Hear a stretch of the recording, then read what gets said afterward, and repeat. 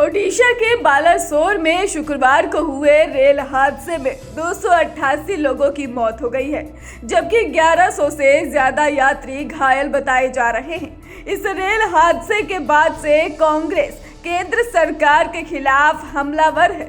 Party ने rail मंत्री अश्विनी वैष्णव के इस्तीफे की मांग की है। कांग्रेस नेता पवन खेड़ा ने मोदी सरकार पर निशाना साधते हुए कहा है कि हादसे में सैकड़ों लोगों की जान चली गई और किसी की जिम्मेदारी अभी तक तय नहीं की गई है।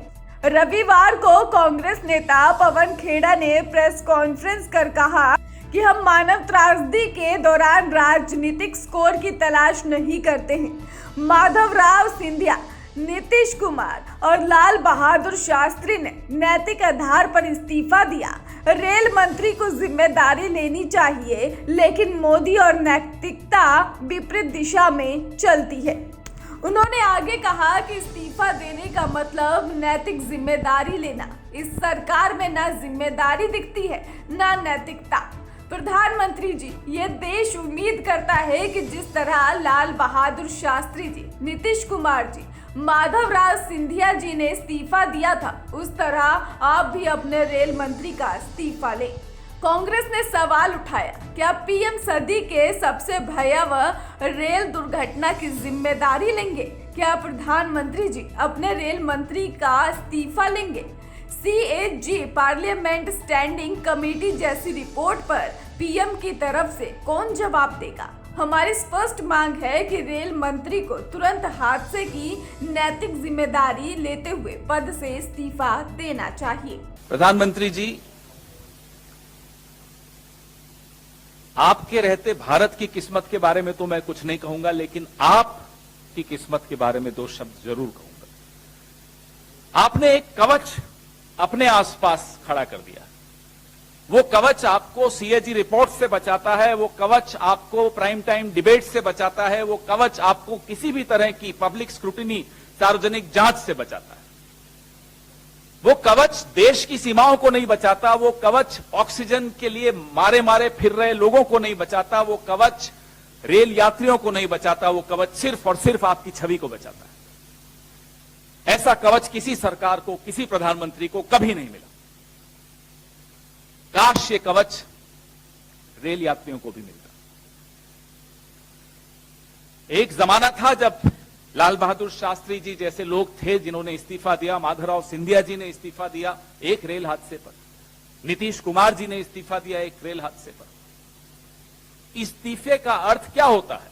इस्तीफे का अर्थ होता है नैतिक जिम्मेदारी लेना। ना जिम्मेदारी दिखती है, ना नैतिकता दिखती है। आपको क्या उम्मीद है यहां से कोई इस्तीफा आएगा? हमें तो यह नहीं समझ में आ रहा हम इस्तीफा मांगे किससे? वो व्यक्ति जो एक छोटे से रेलवे स्टेशन की भी हरी झंडी दिखा के उद्घाटन करते हुए दिखता है, वो, या वो जो कल सुबह से अपनी पब्लिसिटी में लगे हुए हों, टोपी पहन के कैमरा लेकर घूम रहे हों, किसका इस्तीफा मांगे हम? प्रधानमंत्री, हम आप पर छोड़ते हैं, आप किसका इस्तीफा लेना चाहते हो, लेकिन ये देश उम्मीद करता है कि जिस तरह से लाल बहादुर शास्त्री जी ने, जिस तरह से नीतीश कुमार जी ने, जिस तरह से माधवराव जी सिंधिया ने इस्तीफा दिया था, आप भी अपने रेल मंत्री से इस्तीफा लेंगे। कांग्रेस नेता ने प्रेस वार्ता में कहा कि रेल हादसे में मारे गए लोगों के प्रति संवेदनाएं हैं। भारतीय सेना, पुलिस, NDRF और ओडिशा के लोगों को धन्यवाद, लेकिन हमारी सरकार उतनी संवेदनशील नहीं है। प्रधानमंत्री ने अपने चारों तरफ कवच बना लिया है जो आपको स्कूटनी से बचा लेता है।